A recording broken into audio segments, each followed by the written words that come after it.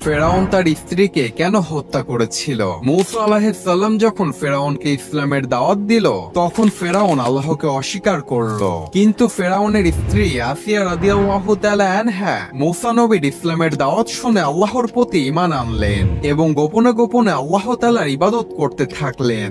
ফেরাউন একদিন জানতে পারলেন তার স্ত্রী ইসলাম ধর্ম গ্রহণ করেছে এবং গোপনে আল্লাহর ইবাদত করছে।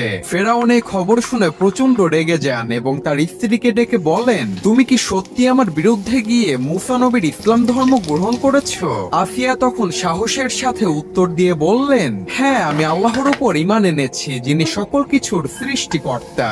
ফেরাউন তখন রাগান্বিত হয়ে তার সৈন্যবাহিনীদেরকে ডেকে তার স্ত্রীর কঠিন শাস্তির ব্যবস্থা করতে বললেন এবং তার স্ত্রীকে নির্মমভাবে হত্যা করা হলো। মৃত্যুর পূর্বে আল্লাহ তাআলা আসিয়া রাদিয়াল্লাহু তাআলা আনহাকে জান্নাতের একটি দৃশ্য দেখালেন, যা দেখে তার মুখ উজ্জ্বল হয়ে গেল এবং সে খুশি মনে মৃত্যুবরণ করলেন। সুবহানাল্লাহ।